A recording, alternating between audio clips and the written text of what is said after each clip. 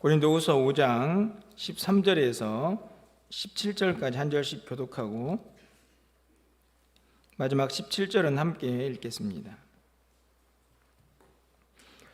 우리가 만일 미쳤어도 하나님을 위한 것이요 정신이 온전하여도 너희를 위한 것이니 그리스도의 사랑이 우리를 강건하시는도다. 우리가 생각하건대 한 사람이 모든 사람을 대신하여 죽었은즉 모든 사람이 죽은 것이라. 그가 모든 사람을 대신하여 죽으심은 살아있는 자들로 하여금 다시는 그들 자신을 위하여 살지 않고 오직 그들을 대신하여 죽었다가 다시 살아나신 이를 위하여 살게 하려 함이라. 그러므로 우리가 이제부터는 어떤 사람도 육신을 따라 알지 아니하노라. 비록 우리가 그리스도의 육신을 따라 알았으나 이제부터는 그같이 알지 아니하노라. 17절입니다. 그런즉 누구든지 그리스도 안에 있으면 새로운 피조물이라. 이전 것은 지나갔으니 보라 새 것이 되었도다. 아멘. 할렐루야. 또 귀한 주일을 함께하는 우리 모든 성도님들을 환영하고 또 축복합니다. 지난주부터 이제 고난주간을 향해서 저희가 가고 있기 때문에 주님의 십자가 또 복음의 능력을 함께 좀 생각하면서 우리가 복음으로 다시 한번 깨어났으면 좋겠다 하는 바람을 가지고 기도하고 또 말씀을 전하고 있는데요. 말씀을 준비하면서 우리에게 복음은 어떤 능력과 이력이 있는가 하는 것을 좀 다시 한번 생각해 보게 됩니다. 그런 이제 생각을 하는 중에 문득 제가 군대 생활을 했던 기억이 나서 오늘 그 이야기를 먼저 좀 전하면서 말씀을 시작하려고 하는데요. 여러분이 잘 알다시피 저는 이제 강원도 화천에서 그리고 이제 민통선 안에서 이제 군대 생활을 했는데 이제 포병으로 이제 복무를 했기 때문에 저희 부대에는 항상 아주 커다란 이제 망치 해머라고 하죠. 지금 자주포가 다 되어 있지만 저희 부대는 그 당시에 견인포여가지고 다 끌고 다니고 이제 포를 내려놓고는 망치로 열심히 이제 박아가지고 포가 밀리지 않도록 하는 일들을 항상 해야 했습니다. 그래서 이제 부대 안에는 이제 망치가 항상 이제 포대마다 몇 개씩 이제 비치가 되어 있었는데요. 제 기억으로는 이제 어떤 훈련을 이제 참가했다가 잠깐 쉬는 시간이 이제 되었는데 그 당시에 이제 행정보급관이라고 이름을 가지고 있는 이제 주임 상사가 있었습니다. 저를 데리고 이제 계곡으로 가가지고 망치를 가지고 와서 계곡에 있는 이제 바위라고 하기엔 너무 크고 돌멩이라고 하기엔 좀 작고 적당하게 되어 있는 이 돌을 그 해머로 막 두드리는 겁니다. 그래서 왜 그런가 했더니 고기를 잡고 있다고 이야기를 하더라고요. 무슨 이야기냐면 이제 돌멩이 밑에 있는 고기들이 해머를 이제 치면 이제 울려가지고 얘가 이제 떠오른다 하는 이야기를 했습니다. 제가 이야기를 좀 떠올리면서 그때 고기가 떠올랐나 하는 생각을 해봤는데 기억은 나지 않더라고요. 그런데 어떻든지 간에 논리적으로는 그렇습니다. 망치로 세게 두드리면 그 밑에 있던 고기들이 그 울림과 진동을 이기지 못해서 이제 떠오른다 하는 이야기였는데 여러분 생각하기에는 어떻습니까? 떠오를 것 같습니까? 어떠신가요? 제가 이 말씀을 드린 이유는 우리의 신앙생활에서 복음은 어느 정도 이력이 있는가를 생각해 볼 때 우리의 잠자는 영혼을 정말 깨트리고 우리가 온전히 주님을 향하여 갈 수 있도록 우리를 변화시키는 그 능력과 위력이 복음 안에 있는데 과연 우리는 그것을 느끼고 있는가 하는 생각들을 좀 해보게 됩니다. 망치질 같은 엄청난 힘으로 우리를 깨우고 있는 그 복음 앞에 혹시 여전히 우리는 잠자고 있지 않나 하는 두려움이 있기 때문인데요. 오늘 설교 제목을 보시면 조금은 자극적이다라는 생각이 듭니다. 나를 미치게 하는 예수라고 그렇게 잡았습니다. 많이 이제 고민을 했습니다. 왜냐하면 이 미치다라는 말 자체가 어떻든지 간에 부정적인 의미가 강하기 때문인데요. 뭐 세상 사람들도 여러분에게 만약에 미쳤다 하면 아마 좋아할 사람이 없을 것이고, 교회를 다니는 분들에게도 미쳤다 하면 어떤 생각을 먼저 떠오르냐면 뭐 가정도 돌보지 않고 막 교회에 미쳐서 살아가는 사람들을 먼저 떠오르게 되기 때문에 미친다라는 말이 썩 그렇게 좋은 표현으로 이해되지는 않습니다. 특별히 이제 신앙생활을 막 시작하신 분들에게 나를 미치게 하는 예수, 야 그렇다면 좀 생각해 봐야겠는데 라는 생각이 들 표현이라는 생각이 들어서 쓸까 말까 고민을 하다가 그래도 복음은 이 정도의 위력이 있지라는 생각이 들어서 이 표현을 쓰게 되었습니다. 사실 제가 원조는 아닙니다. 제 서재에 가보면 뒤에 이제 나를 미치게 하는 예수라는 책이 한 권 꽂혀 있는데요. 미국의 신학자 중에 레오나드 스위트라는 사람이 있습니다. 전도학 교수인데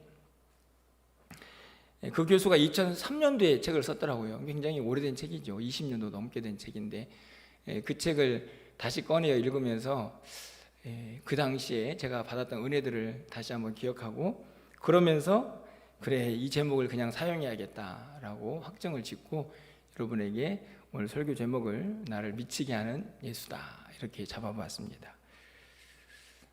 졸리시죠? 잠을 깨는 의미에서 한번 따라해 보도록 하겠습니다. 나를 미치게 하는 예수. 어떻게 제목이 마음에 드십니까? 네.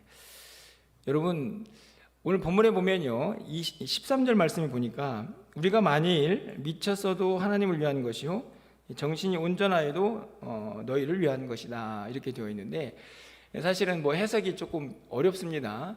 그런데 이 구절을 잘 보시면 한 가지 분명한 것은 있죠. 이 말은 이제 바울 사도와 그 전도 일행이 이제 복음을 전하는 중에 이 사람들의 모습을 보면서 저 사람들 미친 거 아니야? 라고 항상 이제 말하는 사람들이 있었습니다. 특히 이제 오늘 이 본문은 이제 고린도 후서니까 고린도 교회 성도들에게도 이런 생각을 가진 사람들이 있었던 거죠. 이제 그들에게 어떤 자신의 사역을 변호하는 이제 그런 말씀이기도 하고 동시에 진짜 복음이 나를 어떻게 만들고 있는지를 설명하고 있는 내용이 오늘 본문의 이제 말씀인데 그 가운데 미쳤다라는 표현이 이제 등장을 하는 겁니다. 실제적으로 이 구절을 잘 보시면 내가 누구에게 미쳤느냐가 중요한 게 아니죠. 미쳤냐, 정신이 온전하냐, 그건 상관없다. 너희들이 그렇게 생각을 뭐 하든 안 하든 내가 하는 모든 일은 하나님을 위한 것이고 너희를 위한 것이다. 너희를 위한 것이 결국 성도들을 위한 것이고 교회를 위한 것이니까 그 또한 주님을 위한 것이겠죠. 결국 이 말을 좀 쉽게 설명해 보면 너희들이 나를 미쳤다고 하지만 내가 미쳤든지 제정신이든지 상관없다. 나는 다 모든 것이 주를 위한 것이다. 결국은 그것을 통해서 너희들을 잘 세워가고 싶어하는 것이 내 모습이다, 내 마음이다 라고 자신을 변호하고 있는 내용입니다. 그렇다면 조금 더 구체적으로 이들이 사용하고 있는 성경이 말하는 미쳤다라는 표현을 조금 더 구체적으로 좀 생각해 보려고 하는데요. 여러분들이 이제 검색을 해보면 이 미쳤다는 표현이 또 다른 곳에 등장을 하는 것을 보게 됩니다.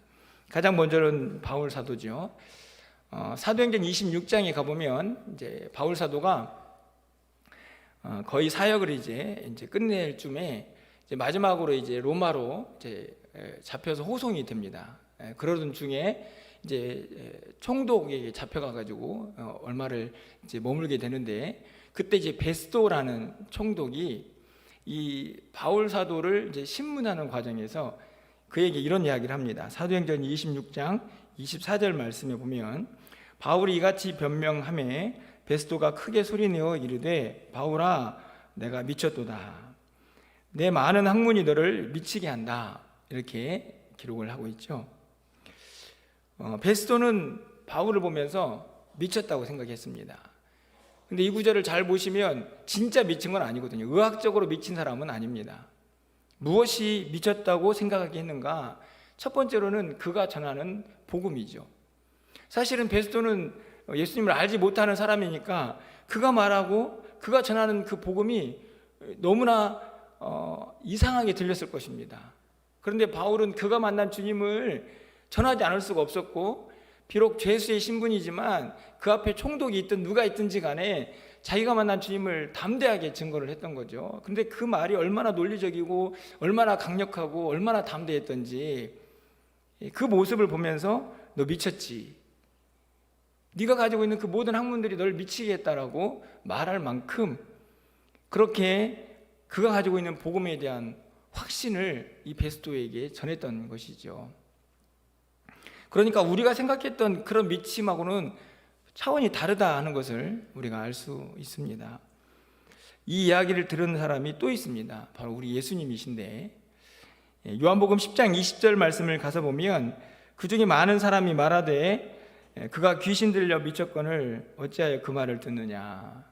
이 말은 이제 예수님께서 하나님 나라를 선포하고 이런저런 기적들을 행하면서 유대인들에게 복음을 전했더니 그들이 하는 반응이죠. 미쳤다. 그런데 이 표현은 왜 그들이 사용을 했을까요? 그것은 다른 이유가 있지 않습니다. 예수님이 전하는 복음이 사실은 그들이 가지고 있던 율법과는 너무 맞지가 않았던 거죠. 다시 말하면 그 예수님의 그 복음에 대한 어떤 그 차원이라고 해야 되나요? 그들의 생각과는 전혀 다른 그 무엇인가가 전해져 올 때 그것을 깨트릴 용기가 없으니까 믿음이 아니고 예수님을 향해서 미쳤다라고 얘기하는 반응을 보이고 있는 것입니다. 결국은 이 표현도 우리가 생각하는 그런 미침은 아닌 거죠. 실제적으로 예수님이든 바울 사도든 세상 사람들이 보기에 미쳤다라고 하는 표현은 그들이 가지고 있는 기준과 가치관, 세계관을 완전히 뛰어넘는 새로운 메시지를 향한 거부 반응입니다. 이게 너무 중요한데요. 그렇다면 이 미쳤다라고 생각이 들 만큼 그렇게 확실한 복음 위에 서 있던 이 바울 사도와 예수님의 가르침과 그들의 삶을 좀 잠깐 짧은 시간이지만 빠르게 좀 살펴보면요, 바울 서신의 기록들을 쭉 훑어보면 이 바울이 어떤 고백을 하고 있는가를 볼 수가 있습니다. 사도행전 20장 24절 말씀인데 너무나 잘 알고 있는 말씀인데요, 이 구절을 잘 보시면 내가 받은 복음, 그것 사명을 감당하는 데 있어서 나는 내 생명을 조금도 귀한 것으로 여기지 않는다. 여러분, 사람에게 목숨이 제일 중요하게 여겨지는데 이 복음을 전하는 일에 있어서 목숨도 조금도 귀하게 여기지 않는 그 사람의 모습을 보면 당연히 얼마나 뜨겁고 열정적이게 보이겠습니까? 더 궁극적으로는 로마서 14장 8절 말씀은 이렇게 고백합니다. 우리가 살아도 주를 위하여 살고 죽어도 주를 위하여 죽나니 그러므로 사나 죽으나 우리가 주의 것이다. 이 바울 사도에게는 살고 죽는 게 문제가 되지 않았던 거죠. 왜냐하면 복음 때문에 내가 주님 만나서 복음 전하는데 내 생명이 무슨 아까워, 뭐가 아깝겠어, 이런 마음으로 달려가고 복음을 전하는데 여러분, 뭐가 두렵겠습니까? 그러니 세상 사람들이 보기에는 미친 사람처럼 보였던 것이지요. 여러분, 고린도 후서 11장, 오늘 본문에서 조금 더 앞으로 넘어가 보면 이 바울 사도가 복음을 전하면서 얼마나 많은 어려움을 당했는지 너무나 잘 알 수 있는 구절들이 등장을 합니다. 23절 말씀인데요, 하반절 말씀을 보면 내가 수고를 넘치도록 하고 옥에 갇히기도 더 많이 하고 매도 수없이 맞고 여러 번 죽을 뻔했다.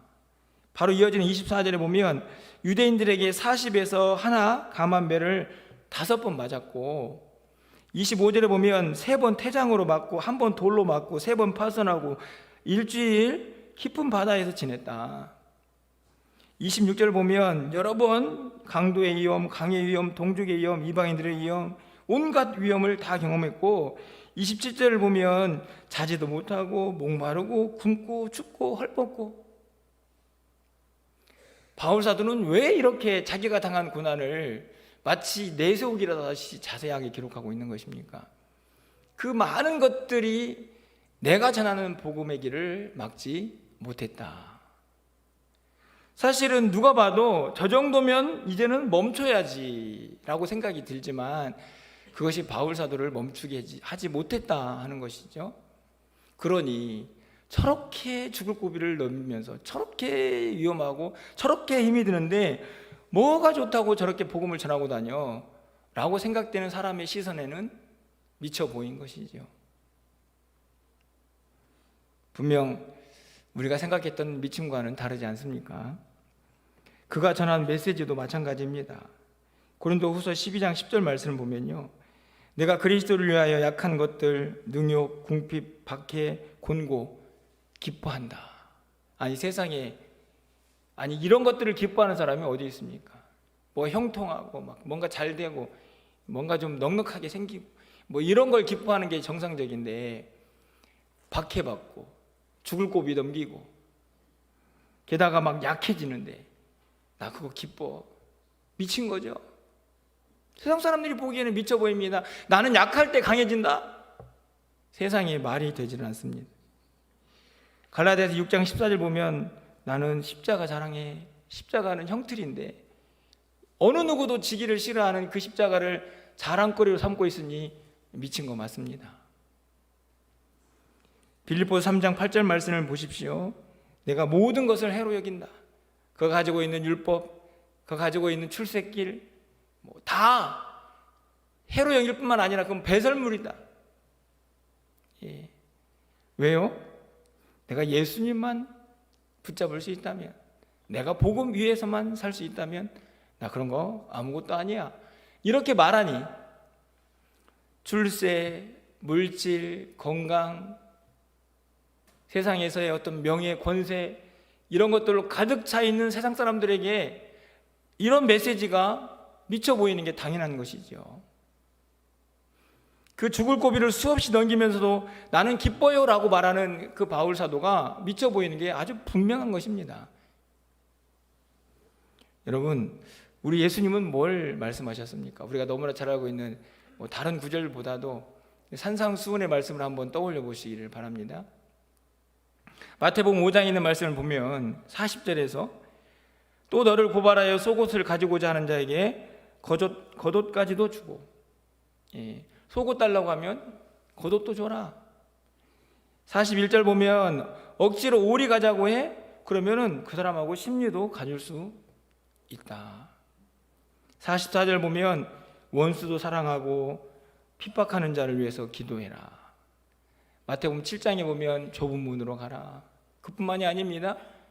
섬기고자 하는, 높임을 받고자 하는 자는 낮아져야 하고, 섬김을 받고자 하는 자는 먼저 섬겨야 하고, 그뿐만이 아니죠.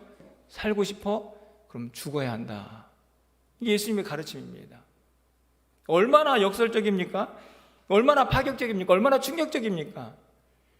세상에 많은 사람들이 다 자기만 생각하고 세상적인 관점으로 그렇게 모든 것이 다 형성되어 있는 그들에게 이 메시지가 얼마나 충격적인가요? 그러니까 그것을 받아들이지 못하고 그것을 믿지 못하면 다 그 대상은 미친 것으로 보이는 거죠. 근데 문제는 우리가 지금 그 복음을 가지고 있다는 것입니다. 저는 이 복음의 위력의 절정은 17절이라고 생각을 하는데요. 우리가 너무나 잘 알고 있는 말씀인데 우리 17절은 함께 좀 읽어보도록 하겠습니다. 17절 말씀입니다. 그런즉 누구든지 그리스도 안에 있으면 새로운 피조물이라. 이전 것은 지나갔으니 보라 새 것이 되었도다. 어느 정도냐면 복음의 위력은요, 한 사람을 송두리째 다시 만듭니다.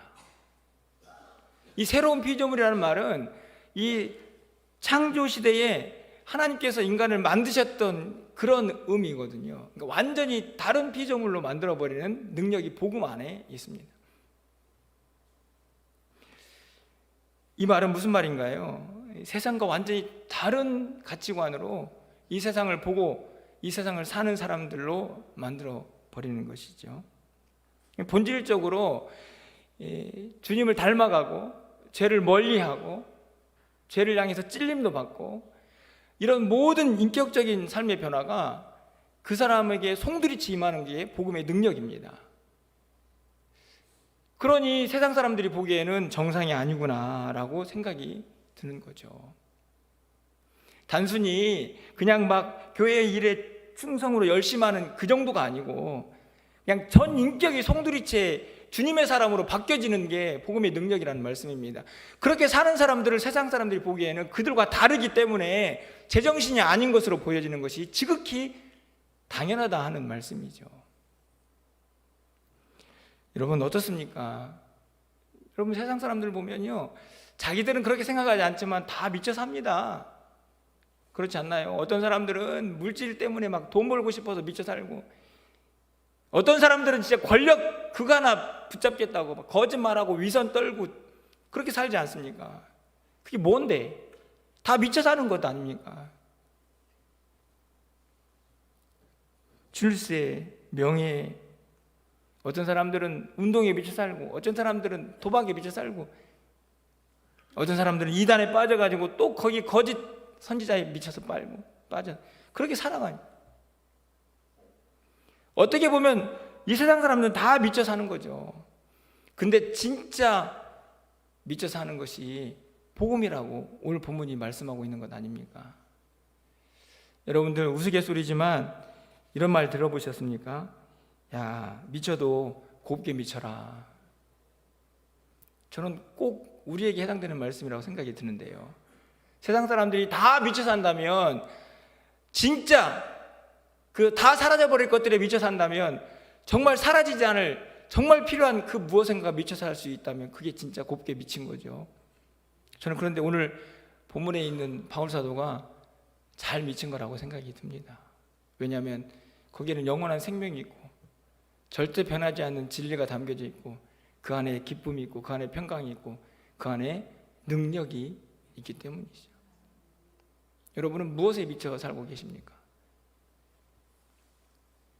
그런데 더 중요한 것은 뭐가 그렇게 바울을 미치게 했느냐 하는 거죠.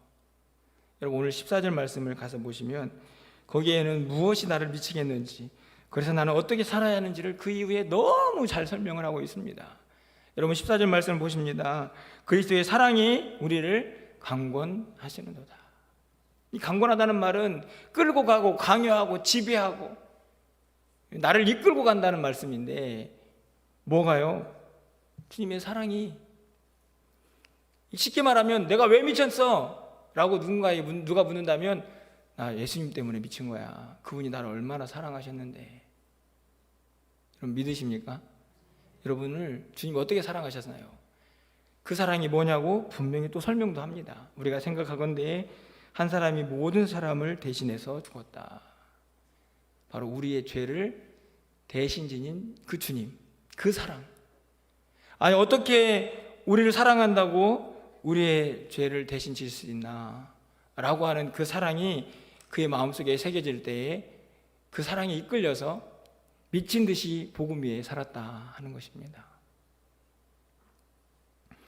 여러분 보십시오. 15절 말씀에도 그가 모든 사람을 대신하여 죽으심을 살아있는 자들로 하여금 다시는 그들 자신을 위하여 살지 않고 오직 그들을 대신하여 죽었다가 다시 살아나신 이를 위하여 살게 하려 함이라. 여기에 보면 그 사랑에 빠진 자가, 그 사랑에 이끌림을 받는 자가 어떻게 사는지도 잘 나타나 있죠. 더 이상은 이제 자신을 위해서 살지 못합니다. 살지 않는 게 아니고 그렇게 살 수가 없어요. 왜냐하면 그 사랑이 너무 강하니까.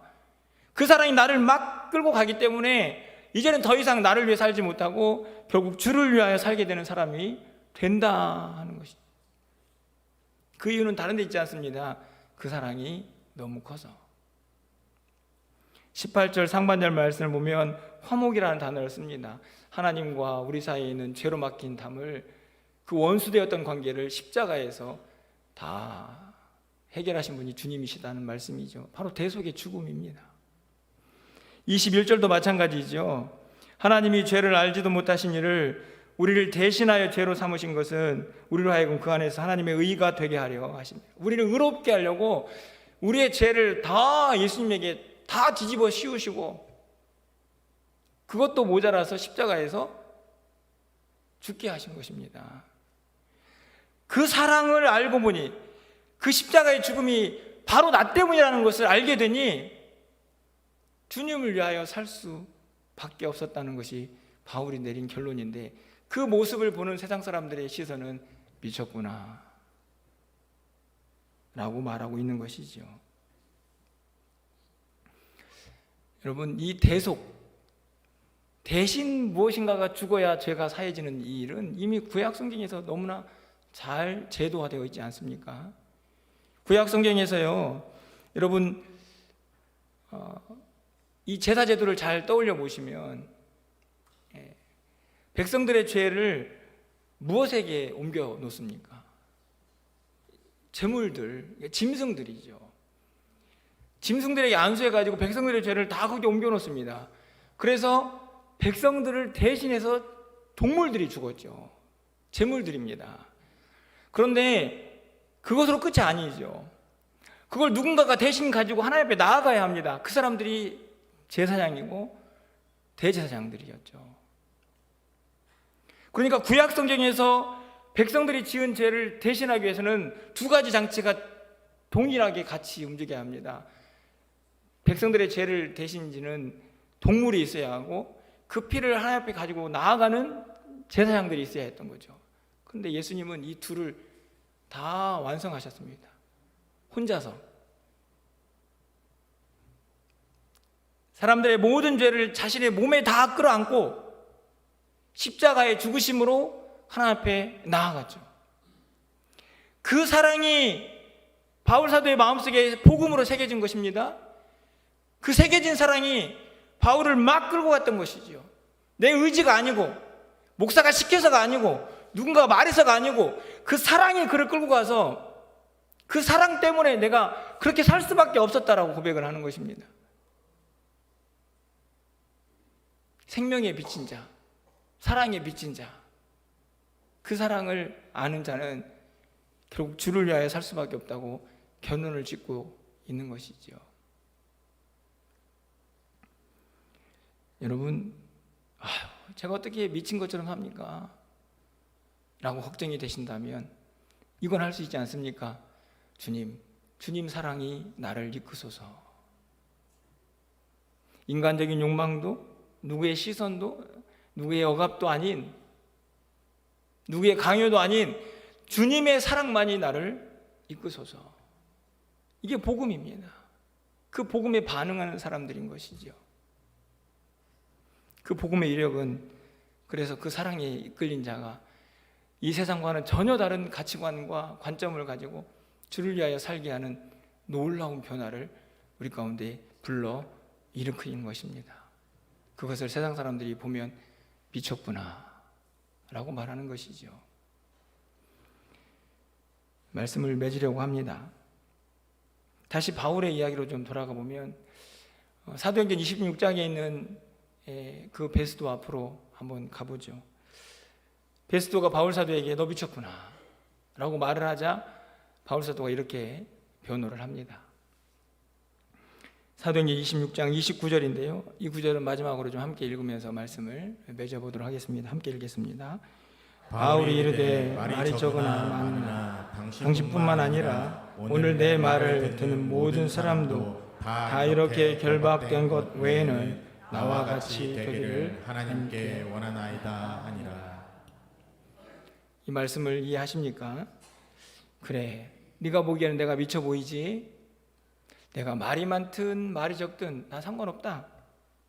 그런데 나는 바라는 게 하나 있어. 내가 지금 이렇게 옥에 갇혀 있는 거, 결박된 것 말고 이것 말고는 다른 사람들이 나와 똑같이 됐으면 좋겠어. 이게 무슨 말이냐면 다른 사람들도 다 복음에 미쳤으면 좋겠다 라는 바람을 이 구절에 담고 있습니다.